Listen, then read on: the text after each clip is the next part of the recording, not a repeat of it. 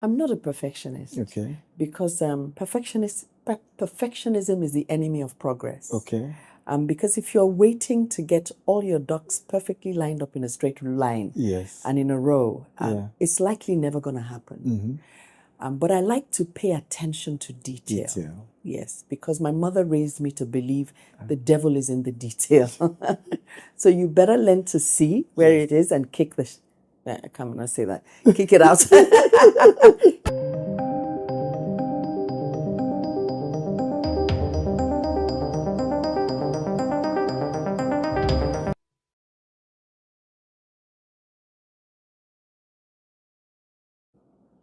Hello, guys. Welcome to another beautiful episode of the Billionaire Habits with me, Stephen Akintayo.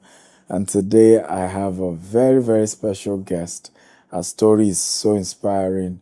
We have, ladies and gentlemen, Adenike Ogunlesi. Adenike Ogunlesi. So you're particular about the Adenike? I am. Why? I am. Because that's what makes me special. My name is Adenike. It's not Nike. It's not Nike. No, my name is Adenike. You're not one of those. This is a crown that needs to be loved and cherished. That's my name. So I noticed you're very, very detailed, with a lot of things. You're probably a perfectionist. Am I correct? I'm not a perfectionist. Okay. Because perfectionism is the enemy of progress. Okay. Because if you're waiting to get all your ducks perfectly lined up in a straight line and in a row, it's likely never going to happen. But I like to pay attention to detail. Yes, because my mother raised me to believe the devil is in the detail. So you better learn to see where it is and kick the... I can't not say that. Kick it out.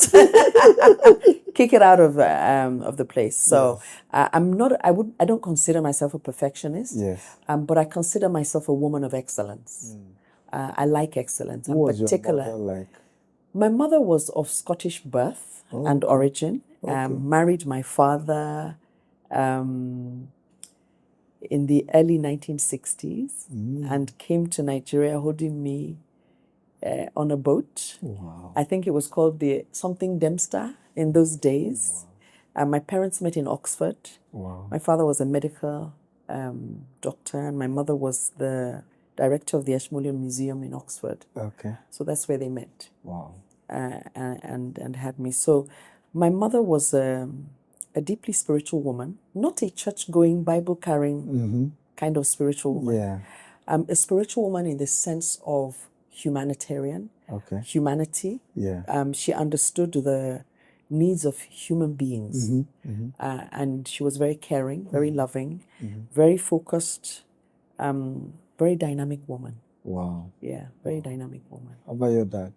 My dad was a specialist physician, a medical doctor. A lot of brain, no heart, but a lot of brain. So what was your childhood like? Oh, my childhood was fun in many cases. Was it Nigeria?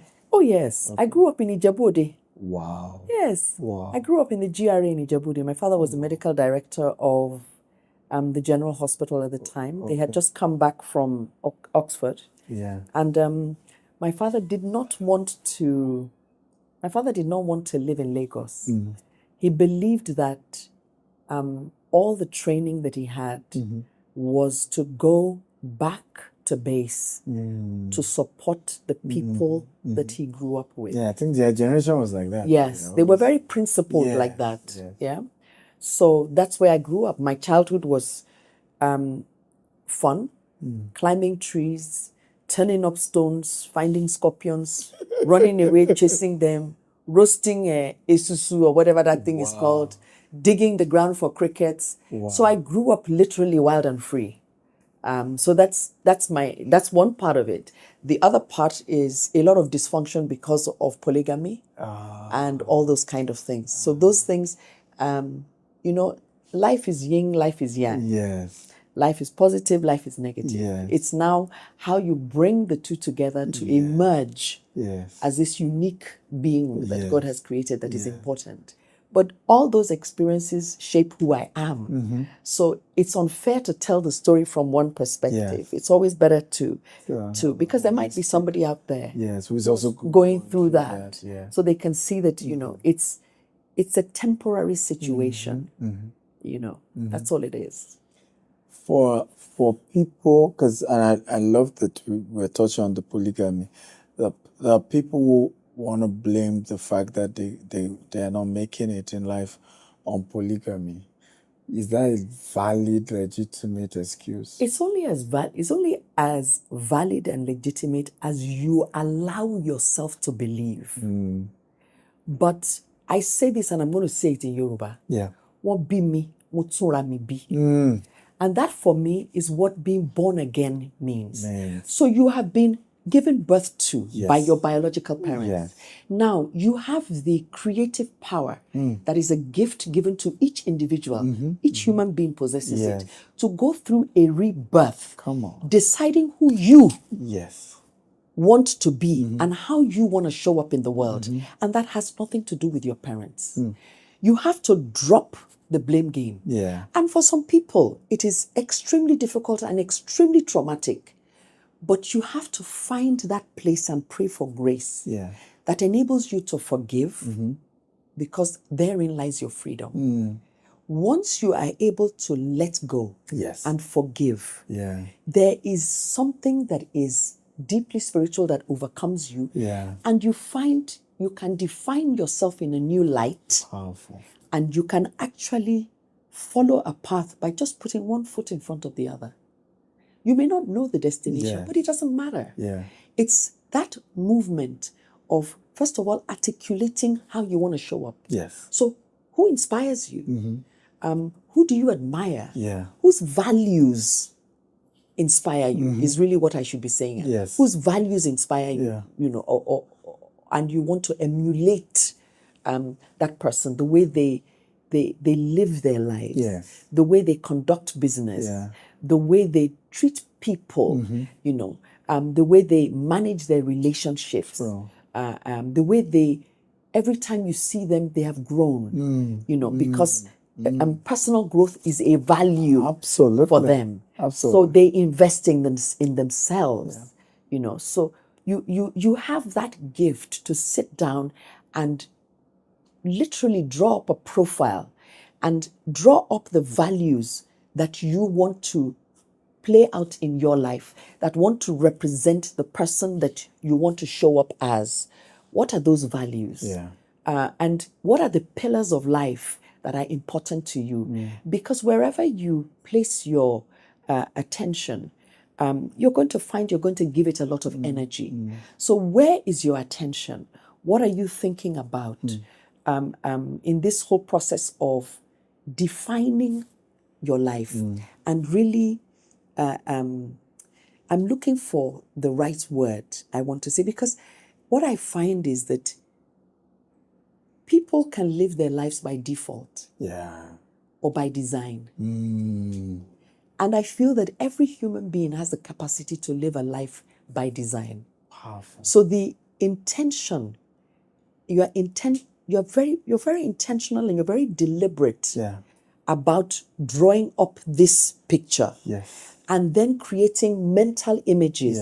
And then working on yourself to build that character. Wow. Because your character is ultimately your destiny. True. Your thinking is ultimately your destiny. So who do you want to be? How do you want to show up? It's up to you. Yeah. What was the biggest forgiveness you had to or experience? Or who did you have to, that you said this was the most painful? It would be my dad. Yeah, it would be my dad. I sense it. It would be my dad. But, I'm glad I found forgiveness for him before he passed. And I learned to love him, understanding his limitations. But it took me growing as a person to be able to release myself of that pain. To release myself, to embrace the kind of life I then want. Having defined it. Wow. Are you related to the popular Ogunlesi who owns Gatwick Airport? No, we're not. They are from Ikperu. They are from Shagamu. We are from Ikperu. Yeah, so the expressway divides our villages, so to speak. But we're not related. Wow. But much respect and admiration for him. For Yes. him. Yeah. I mean, you're so what brought you to limelight at least is Ruff and Tumble. A lot of people talk about you founding and starting Ruff and Tumble. Was it by accident? Was it by design? How did this whole thing? So, my early life, yes, as I like to call it, my 20s, my late teens and my early 20s, was working with my mother. Okay. Who already made women's clothing and men's clothing. Okay. And so I decided I didn't want to be a lawyer. Wow. And left university and didn't know what I wanted to do. Before graduation? Before graduation. I left it. 3 months I left. Yeah, well, it's one of those things. And I came home and I didn't know what I wanted to do. But my mother, an amazing woman, just said, it's okay. You know what? While you're trying to find what it is you want to do, you will join me and get up every morning and come to work with me every morning. And I didn't have a choice. My father, on the other hand, screaming and shouting Ijebu man that if I don't have a degree, I have to have a degree. All hell is going to break loose. But I was quite I was very strong-willed. Mentally rebellious is the word. I wasn't rebellious. You can say that now. But I like to think of myself as being very strong-willed because I also then apply that to the different areas of my life. Absolutely. Because it's also a strength. Yes. Mentally rebellious. I consider myself mentally rebellious because people who, I don't know what is strong-willed, right? It's not physical. No, it is. But it's strong mental, will, and is the way I want to do it. So what I call it now actually is mental capital. Because mental capital. Yes, it's mental capital. I like that. Because it can see you through. It's what builds your resilience. Yes. It's what builds your determination, your perseverance. True. It's what builds your commitment. True. True. It's what builds your determination. Yes. It's your mental capital that builds those things. It's what creates your ideas. Yes. It's what creates the vision, your imagination. Big is what makes you audacious. Yes. Yes. So for me, it's not rebellion. I think I prefer mental capital. It's okay. Yeah. I will go with mental capital. Yeah, I think it's mental capital. Your dad and then your mom said you should come and join. Yeah, so I joined my mom. I started working with my mom, and I moved her business from it being Adire and Ankara. I started to travel. I started to buy nicer fabrics from Switzerland. Wow. I dressed people like Mrs. Adenike of Tate and Lyle. They were women that were much older than me. Chief Mrs. Nike Akonde, Mrs. Okoli, women who owned their business at the time, and those women inspired me greatly. I can imagine. And they were really a force. Wow. And they were really very inspiring. They were committed, they were dedicated, and they are actually the women that we all stand on. Wow. Their shoulders are the shoulders that we all stand on right now. Wow. They enabled me see a path that I could also be way more than I thought I could be. And that for me was priceless. Yeah. So I was exposed to those kind of women. They had they were financially self-sufficient. Yes. And I think that was such a beautiful thing, because my mother always says that financial sufficiency for a woman is never negotiable. Yeah, because that's what gives you options in your life. So I then got married and I had 3 small children. Wow. And these women are extremely demanding. This was 25. Wow. So they were very, very demanding. And because of where I was coming from, my goal was to have a marriage that I was friends with my husband. I had a relationship with my children. And that I got on with my in-laws, and that my extended family, I would get on with everybody. Yeah. And that took a lot of work. So trying to run a business, trying to be present for my children, trying to be a present wife, they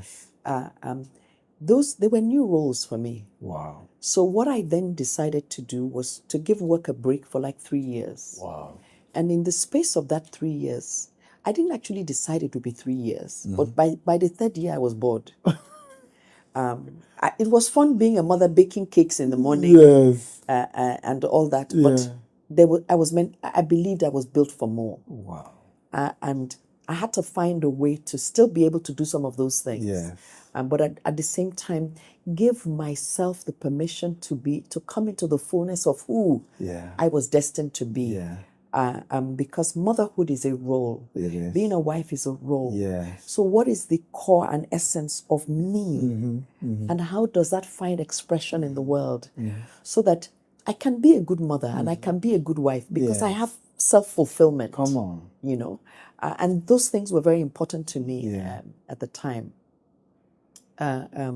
So I decided I love doing interiors. I didn't want to go back to sewing clothes for women. Bust, waist, hips issues. I was done with it. Yes. You know, but I had all the equipment. I had the skeletal stuff. Yeah. Because I was still sort of like in a transition where I wasn't sure of what I wanted to do. So I thought, I love interiors. I love gardening. I love interiors. I love creating beautiful spaces. And so I thought, okay, let me try. So I did up a portfolio, did up everything. And then I went to somebody said, okay, come and see me. I sat outside waiting for the person for 3 hours. I said, you are a jobless human being. Why would I be sitting outside your office waiting for you for 3 hours? First of all, it's unprofessional. Yeah. It's disrespectful. I should not sit outside you. And you have mental capital. Yes, sir. Plenty of mental capital. So don't waste my time. You know, and that happened like 2 or 3 times. Yeah. And I said, you know what? This is not for me. Yeah. So I went back and I thought, okay, so how's this going to go? And so I just retreated into myself and just went down my spiritual path and said, you know what I want? I said to God, I said, you're going to give me work that people are going to come and look for me. Wow. I'm not going to look for anybody. Wow. People will look for me and I will build a reputation that will make people look for me. And how I was going to do that, I didn't know. Yeah. You know, but the fascinating thing about the human mind and the human subconscious is if you have a plan and if you have clarity in terms of what you see, exactly, it's amazing how things just begin to open up for you, you know? And then suddenly my neighbor then says to me that we were having that conversation earlier. Yes. And Mrs. Bemi Shashore, she then says to me that she's having this thing called a teddy bear festival. Yeah. I said, oh, Bemi, you and your fizzy, what's all this? I don't think we called it a fizzy then. We just called you and your Jebota behavior. Yes. What is all this about a teddy bear festival? Oh, children are going to bring their old teddy bears and we're going to see whose teddy bear is the oldest. I said, so is that a thing? She said, yes, it is. Okay, all right. But she's going to sell stalls. Yes. And she's looking for somebody to make children's clothes in Ankara and Adire. I just said, you're looking at the person. Because I still had the skeletal stuff. Yes. I had 3 small children. Yeah. And in saying to her, you're looking at the person, yes, I knew immediately that's where I'm going. Wow. Did I have a name for it? I had no name for it. She subsequently asked me, what name do you want me to put on the canopy? I said to her, I don't know. She said, you haven't thought about it. I said, I know. What kind of clothes are you going to make? Playful. Children are going to rough around. Children can rough around it. Yeah. She said, I would draw a drum with children tumbling out of this drum. Wow. And I said right there outside her kitchen door, Ruff and Tumble. And Tumble. That's the name you're going to write. And we had no logo, so we just wrote it as Ruff and Tumble. Wow. And that was it. Did you put the N or you put the A-N-D? I can't even remember whether I put the A-N-D or whether I put the N at that time with the apostrophe. Yes. But honestly, that's how Ruff and Tumble was founded, right outside her kitchen door. No consultants, nothing. Wow. That's all. No focus group, no will it work, will it not work, you know. Honestly, the rest is history from there. Yeah. Because from that teddy bear festival, I took about 110,000 Naira's worth of clothes. Wow. We're talking 1994, 1995. Wow. You know how much 100,000 Naira was then? It was a lot of money. It was a lot of money. Yes. was a lot of money. Like almost 100 million now. And we sold 90-something thousand nairas worth of clothes. I just looked at my husband that day and said, I found the business I want to do. There's no need to waste time. Wow. I'm not doing anything else. I'm just going to go back into my workshop, restructure it. And it'll be for kids. And it will be for children. And I will stick to children. So, he just said to me, my husband is one of the most encouraging human beings that walked the planet Earth. Wow. He's an incredible man. And he said to me, Adenike Ogunlesi, he said, why don't you take the children's clothes and take them apart and see how they were made? Wow. So you can do more than just pajamas, because I just started with pajamas. And it was my husband that encouraged me to do, to do other things. Because I didn't actually have technical training in that. Yeah. So except for what you were doing with your mom. Yes, taking all those children's clothes apart then helped me see how they were constructed. And the lesson really from this is, that wherever you are, there's something that you can use that can take you to the next level of where you want to go. Yeah. But the prayer always should be that I used to say, Lord, open my eyes that I may see, because it's there and you may never see it. Yes. But it's there. Yeah. So I think the gift of seeing, the gift of hearing, and the gift of listening, they are such valuable gifts to harness within oneself. Yes. Is really important. Wow. Well, I find it important. At what point did the concept of supermarkets or stores, did you evolve into that? It's a great question. Yes. Because really all I wanted to do was produce. I am what is called a hyper creative. So I like to be in a space where I am left alone to give and find expression to create whatever it is that I want to create. Yes. And I used to tell people that fabrics used to talk to me and they used to think I had a few screws loose. But I used to say, the fabric would literally say, take me home. Wow. And I would take the fabric home and then sit down and say, now what can I use you for? And what I would use it for, it would come, in that space.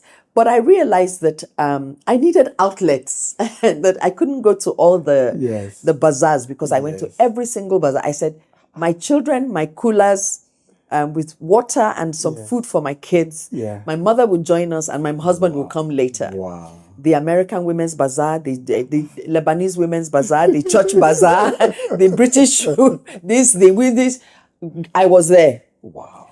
But it wasn't a sustainable model. Yes, it was. So I then said, okay, let me see who has supermarkets. And the biggest supermarket at the time was Park and Shop. Okay. But Park and Shop did not understand my vision. Yeah. They couldn't run with my vision. And so I left them and opened my own very first small shop that was probably the size of this studio. Really? Yes. The first Ruff and Tumble. Probably the size of this studio. And it's good people hear this because a lot of people want to start with big. No, and this is where I'm going to say you should show the images that I wanted to share with you. Yes. So the first image is where I actually started and made the clothes, which was in Mende, where I titled, Despise Not Your Humble Beginnings. Because you have to learn to use what you have where you are. Yes. People look outward. No. Look inward. Come on. Begin inward. Begin from the inside. So what do I have? What do I need? Yeah.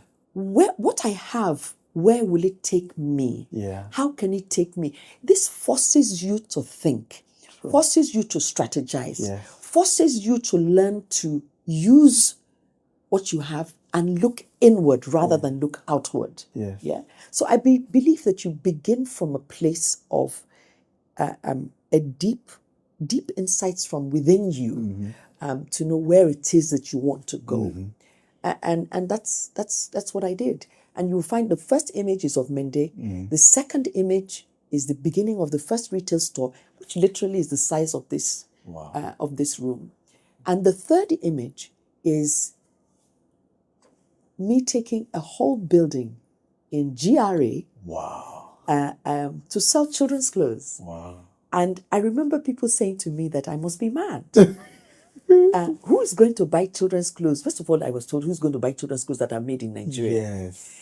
And that irked me. Yeah. Because apart from anything else, you that you're talking to me, you're made in Nigeria. Exactly. So what's your problem? And what exactly is your point? And what's wrong with made in Nigeria? Yeah. We must release ourselves of the colonial shackles, yes, mental shackles that says that if it is made in Nigeria, it's not good enough. Yes, it's and we've come a long way from there, that now. We've come a long way from that, and I'm truly music, grateful. our food, culture, everything, and that for me is a big win, So I took this whole building in GRA, and it's so funny how it happened. The building was there all the time; it was empty, and I never saw it. And there are people who speak into your life, and that's why I say the power and ability to hear and listen is key.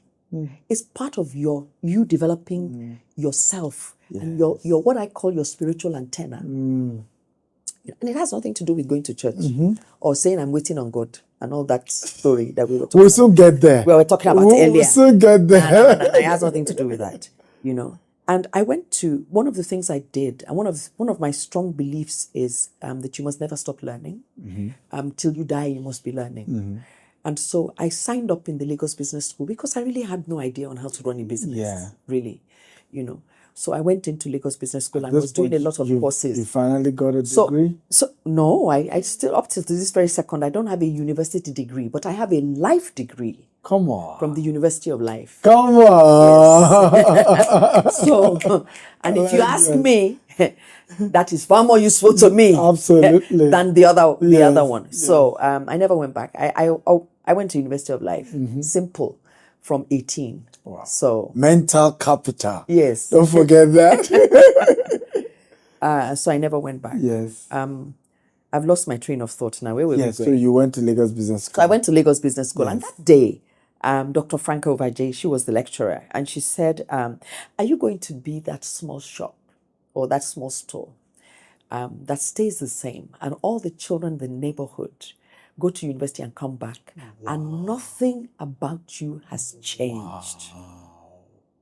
It was as if somebody hit me with a 10-ton truck. Wow. She spoke right down into my soul. Wow. And that day, when I was going back to the store, I always look to the right because the store is on the right. And I've been away from it. Yes. I've learned something. Yeah. I'm anxious to come and, anxious is not the right word. I'm eager. And excited to come and see how I can, execute my learnings. Yeah. And today I looked left. Wow. And I saw to let. Wow. And I called the number. I was just sitting in the car. I called the number. And I said, I want to rent the place. And I did. And I moved literally across the road from this size to a whole house. Wow. Yeah. Wow. And that's how it happened. Wow. And you will see the house. It's again in the image is there. Yes. And then to the next level, it is the last picture. But at what point? Because I always, if there is a conference I have to bring you to speak, I hope the time will work. And it's called the Business Growth Masterclass in April. I really want to push that conversation. I realize that businesses start like that, but never really is like they're at a level. Some people just over between, example, let's say 500 million to 700 million, and they've been like that for 7 years. Never really grew to begin to do transaction in billions. At what point did you break through, and what were the ingredients that helped? I think, first of all, my mental capital. Yes. The audacity. We're titling this episode Mental Capital. My audacity to believe that I was made for more. Yeah. And that this couldn't be the limit. No, it can't be. There's more. Yeah. and meeting the right kind of people who encourage you and tell you that it is possible, or reinforce your belief that it is possible. And I was driven, and I really wanted to do it. I was telling somebody the other day that it's only now in my 60s I realized that part of the things that drove me so strongly as a young woman was because I wanted to be a star child for my mother. And I didn't know, but it was a good feeling. How many were you guys? Well, from my mother we were 4. Okay. But I have siblings that are older than me that I'm very close to, that were raised by my mother. I'm very, very close. 4. I will just round it up and tell you that we were, for my mother, I'm the only daughter, biological daughter, but I have a sister, an older sister who I'm very close to. Wow. She was from my father's first marriage, but he was widowed when he married my mom. So I'm very close to my siblings, because we grew up together. I see why you want to be the star child, So, but it was for my mom. Yes. It was to validate, the life she had in Nigeria. My mom. So I'm very close to my siblings, because we grew up together. I see why you want to be the star child, So, but it was for my mom. Yes. It was to validate, the life she had in Nigeria. Yes. It was really to validate my mother, but I felt it was a good thing to do, and it drove me to want to be more and to always believe that I could be more. And so a lot of it is also learning. Putting myself putting myself in the middle of Lagos Business School, surrounding myself with the kind of books that strengthen me mentally and build mental capacity for me to believe that my ideas were valid. I could build systems and processes that would support the ideas. And so I came up with these pillars. There is the first pillar is the product. Okay. Yeah. Define the product. What is the product? And the next thing is, who is it for? In defining the product, you define the functionality of the product, what it serves, exactly, how it fulfills or serves whoever is then the customer. Yeah. So who is the customer? Yeah. In the case of Ruff and Tumble, we have the customer and we have the consumer. The parents are the customers. Yeah. The children are the consumers. So who are they? Who is this product for? Yeah. It is for an audience that understands quality and loves their children enough to pay for the quality. Powerful. And I'm unapologetic about that. Because you can buy cheap clothes a dime a dozen in the market, but not everybody wants to wear cheap clothes. True. Some people feel their children are so special, they're such a gift, that they simply just want to give them the best of what they didn't have. So what are those emotional connections that you build between the product and the customer and the consumer? Powerful. Now, you do that, then is your people. You can't scale a business without people. And the business is about people. Yes. Full stop. Period. The right people doing the right things at the right time, moving the machine forward. And that is a difficult thing to achieve. Because people come and people go. People come and people go. And it can be extremely frustrating that you invest in people, you train them, you change their perspectives of life, and then they resign and they go. Yeah. But what I believe is, in the process of all these ups and downs and adversity, what kind of leader do you want to be? And coming to a place where you define the kind of leader that you want to be, whether you want to trust. You can't scale a business without trust. Yes. You can't scale a business without accountability. Yes. You can't scale a business without responsibility.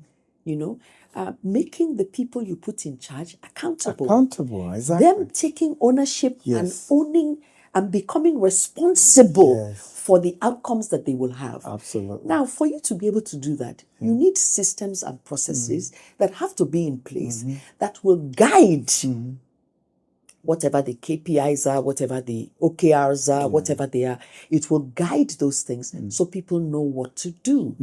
Now, when you have the mentality of a one-man business, you cannot scale a business where you hold all the keys. You hold everything. Everything is around you. You are not ready to go to the next level. True. When you are ready to go to the next level, you will release. Will you be disappointed? Yes. Will people steal from you? Yes. You lose control. Yes. But this all is part of the experience that you have to decide whether this thing is worth me going on to the next level. Or you know what? You know where I am, this thing pays my bills. I'm okay. And that's okay. But I wanted to be a woman that was a woman of impact. Yes. A woman that is a force for good. Yes. A woman that, you look back and you've built something. When I look back now and I go somewhere and people are wearing Nigerian, they're wearing Ankara, they're wearing Adire. It's almost like we birthed a whole movement. Yes. And there's the generation of Tiffany Amber Folake Coca. There's the generation now of Dye it's incredible to look back and watch this generation of Nigerian fashion designers playing at a global level. Wow. It is incredible. Wow. But if I didn't dare, if I didn't say we can have a Nigerian brand, Nigerian fashion brand with retail outlets, 13 retail outlets, an e-commerce platform. Yeah. Wow. Who paved the way? Yes. Who would have paved the way? Yeah. So I think it's incredible that I was privileged to be a part of that legacy. For me, it is one of my life's highlights. Wow. I really feel really, really humbled by that experience. So those are you put those systems in place that then guide people. Then there's finance. I always say that money has a language, and I'm sure that you know that better than I do. I'm not sure. Money, you've written a lot of books on it. That's why I say that. Money has a language. Yes. True. And it's important to understand the language of money. How it speaks, how it acts. True. And what you need to do. Yes. So that it doesn't control you, but you control it. And you learn how to use it. And use it not only for yourself, but use it to build people. Yeah. It's very important. So understanding finance and its place in business is very important. Then technology. We have 13 retail stores across Nigeria. I don't go to any of them. Wow. But from the support center, we can see into every single location. Yes. We can see, we have software tools, and this is part of mental capital. You have tools, you have knowledge, and you have to deploy tools that enable you run your business properly. True. And technology affords you to do this very well. So we have tools we use. We have Udo, we have ERP systems, we have cameras that are in all the locations that are looking. So from the security center and the support center, you can see into every store. With the ERP solution, you know the transaction to the minute, to the second. Yes. You know the transactions. So you have data. You have all this information that is powerful. And then again, you mine to support the growth of the business. You have to understand why you're gathering information. Yes. It's not just for the sake of it. So you have technology. And the other thing that you have is in all of this, I've said systems, processes, and technology and finance. Pillars. Yes. In all of this, you have to come to a place where you give back, which is very important. And under that giving back are also all the sustainable goals, where you are making sure that the people you employ they're in a healthy environment. Yeah. It's a mentally healthy environment, physically healthy environment. That women are treated with dignity. Yeah. They're pregnant. When they're pregnant, you give them the time that they require for all those things. And then who are you impacting outside of that? Yeah. And one of the most important impacts that we do is we go to a local school. And because we make uniforms, we produce school uniforms for all the children. Wow. Sometimes there's 400, sometimes there's 500 of them. And we give them a brand new set of uniforms, brand new pair of shoes, and a brand new pair of socks. Yeah. And these are children whose uniforms are held together by safety pins, that the thread is bare. There are holes in the uniforms. Wow. And when you look at the images of the before and the after, yes. If you ever feel depressed, just look at those children and just think that, it was just something that was made. It was just clothing that gave them so much joy. Yeah. And children can't hide joy. They're just their eyes, big and bright and bold. Their smile, their teeth half gone, half there. It's just beautiful. Their innocence and the beauty of childhood, you can see it in them. And that for me is fulfilling. So it's understanding that business sits on these pillars and then coming to a place of leadership, and what is then the responsibility of leadership and how do you enable, because entrepreneurship is a spirit. If you don't have that warrior mentality, if you don't have that warrior spirit, you will give up. Yes, you will. You will give, especially in our environment that has a lot of inconsistencies. It's very easy to give up. But honestly, what I honestly believe is human character is formed in adversity. Yes. And who you become is a person that walks into a room with so much dignity and pride. Yes. And I don't mean arrogant pride. Yes. I mean pride in terms of the value that you have created. And my goal was always to be a woman that created value. Wow. And once you are creating value, you will always be relevant. True. Always. Very true. You will always be relevant. Just make sure that you keep creating value. Wow. And your business has to keep creating value. And the more value you create, the more reward that you get. And life, that's how money is made. True. Money is made by creating value. True. That's how money is made. Wow. This is powerful. I quickly want to address this, right? So for people who suffer from imposter syndrome, I didn't go to school. I'm a mother, I have 3 children, I'm not sure I can do something big. I'm a young man, but my father wasn't there for me. We just look down on ourselves and then give ourselves permission not to do more. How do they overcome those kind of issues? I think that is such a fantastic question.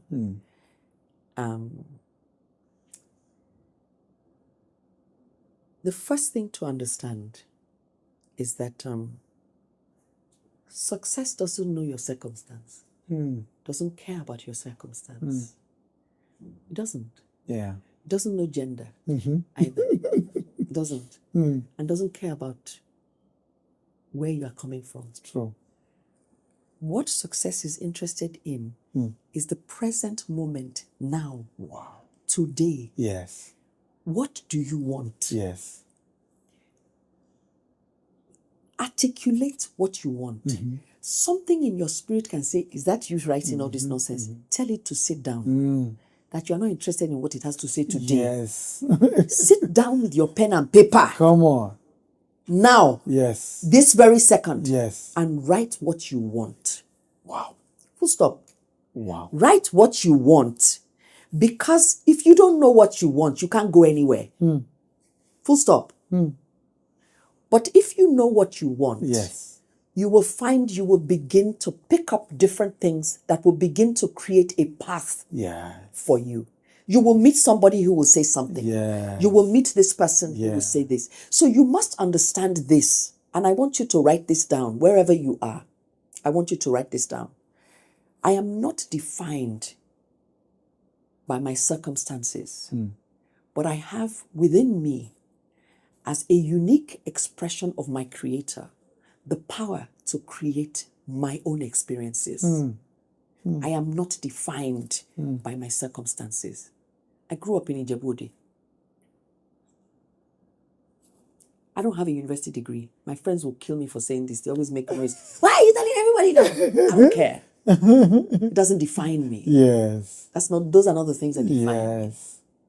You have the power within yourself, and you have the choice to either live in the past and in the pain of the past, or to release yourself of the pain of the past and begin from where you are, where you sit right now with a clear blank sheet of paper and say, what do I want? So powerful.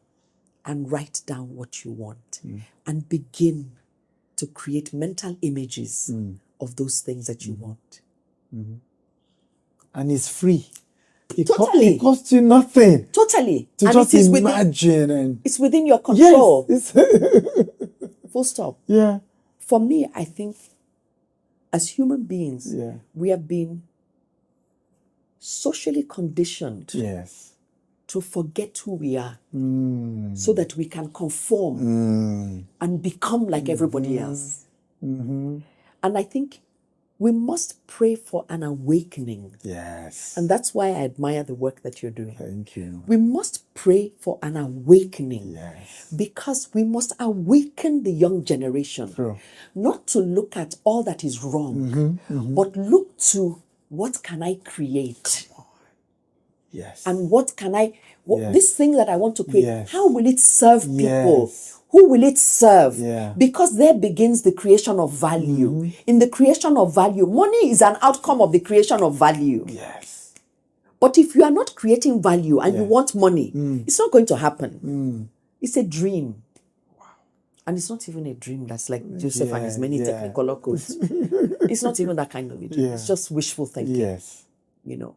So I want you to understand the power of now, the power of coming into this present moment and the control that you have in this present moment, and how you can begin to shape your own destiny by the things you are thinking, by the words that you speak, by the kind of things you listen to, the kind of music that you listen to, the kind of books that you read. Is free. It's never been easier to change your life than now, because information is free on YouTube, on everywhere.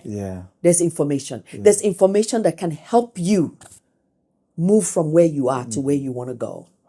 But you have to make that decision and make the choice to move, to take one step, to begin by writing, what do I want? Where do I want to go? To begin. You were sharing earlier, before we started this production, how you think some religious leaders have conditioned young people, probably more than 2-3 generations now, to think that success can just happen. You can just wait and greatness just jump on you. How, if somebody is a victim of those conditions, how do you come out of that? First stop listening to that person. Just stop listening to that person straight away. That's the first thing I would advise you to do. Because God himself is a creator. Yes. And to create, creation requires energy. Yes, you have to work. Do something. Creation requires action. Even though he said, let there be light, and there was light. Yeah. But he spoke about the soil and the tilling of the soil. Yes. That is an action. Yeah. Even the spoken word is a spoken. He commanded it to action. It was an action. Yes. To speak is an action. Yes, it is. So when you sit down and somebody tells you that everything will fall down from heaven, just you wait. But I'm flying in a jet. You don't have enough money for transport. You are living under subhuman conditions. Yes. I have a problem with that. Yeah. So stop listening to that person. Yeah. And take back your power. You have a lot more power than you know. Stop being a victim. Yeah. And a victim mentality is the mentality that is a complete cop-out. You have given up. You don't want to do that. Yeah. You don't want to give up. Because the act of giving up reinforces your victim mentality. I need to drink water. Yes, please. You know, again, mental capital. You know, for me, a lot of what I'm seeing here is the willpower, the power of the mind, and how you can just, in your mind, be extremely dogged. Absolutely. You know. But it's also, your mind is made up of your life's experiences and what you expose it to. Yeah. So if you expose it to the right food or the right ingredients, subliminally, it will begin to shape the way you speak and the things that you see. And then subsequently the actions you take. And that's why they say that your thinking, as a man thinketh, so is he.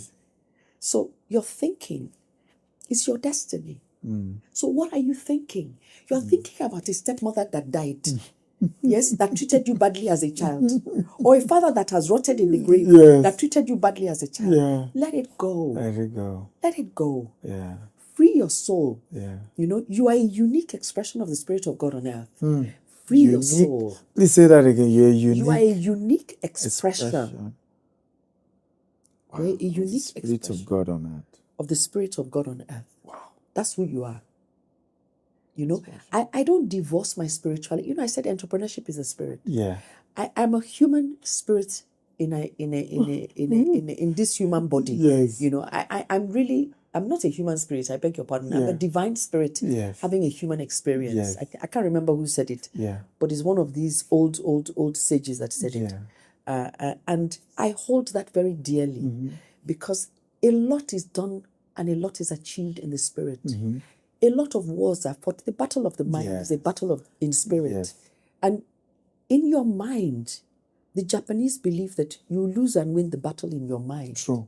So it's important that you understand what you allow into your mind.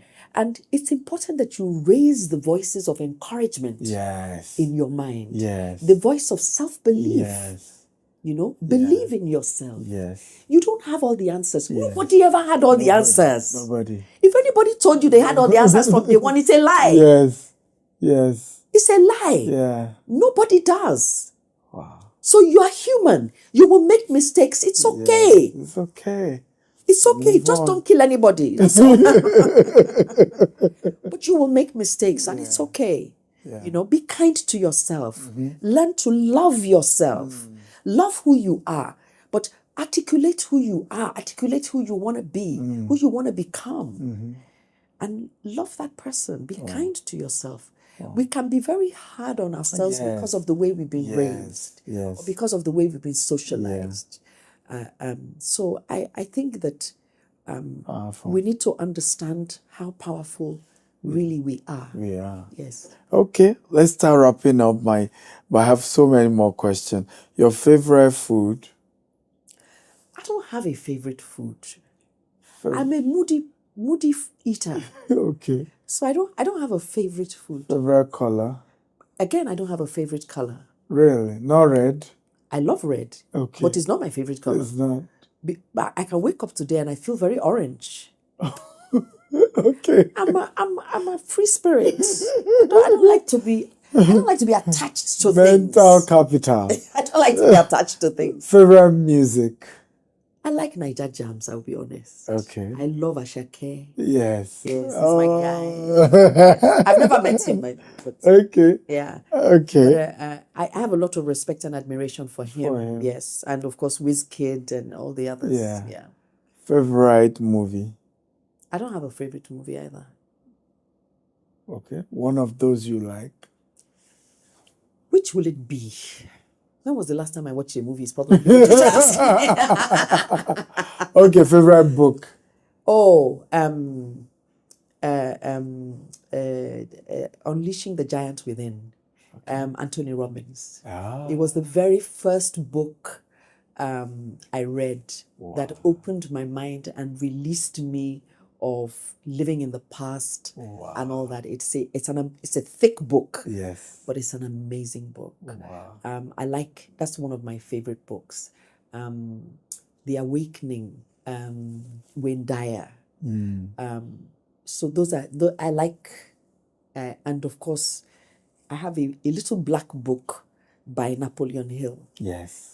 What's it Think called? and Grow Rich. Think and Grow Rich. Yes, that's a powerful. That's a classic. Yes, it that's is. a classic. I like that. I like Stoic, all those Stoic Greek philosophers. Okay. Yeah. Okay. Last but not the least, what's your succession plan? Oh, fantastic question. It's because I have a succession plan that I can sit here and be having this conversation with you. I have an amazing leadership team. Okay. I'm still building it. It's not fully formed yet. Yeah. That I'm looking forward to. I've released a lot to them. Yes. They're running. They're working well. But I'm still coaching and still taking them through. That has been a difficult journey to find the right people. Yeah. But I think I finally found the right set of people. Okay. And so we're building trust, building the relationships. That's another thing, relationship capital. Yes. Building those relationships and helping them understand and learn the business, so that I can do other things. Wow. Yeah. So it's in play. It's in play. Yes. Thank you for coming. Thank you for inviting me. Thank you for having me. Thank you very much. I mean, the way I can caption this interview is like Oprah's Sunday. It's like we're having a Sunday worship and we have a preacher. I don't know that I'm a preacher, but I think every human being is a preacher. Yeah. Because by virtue of your life's experience, true, there's something you have learned that you can teach, true, that you can share. Very true. So I think for me, that's really what it is. Yeah. So life is a pulpit. Yeah, it is. It really is. Life is a pulpit. Yeah, you learn so much and you share. Yeah. Yeah. So, thank you so much. Thank you so much. Appreciate it. Thank you. Guys, that's the end of another beautiful episode of the Billionaire Habits. So we'll see you next time. Bye-bye.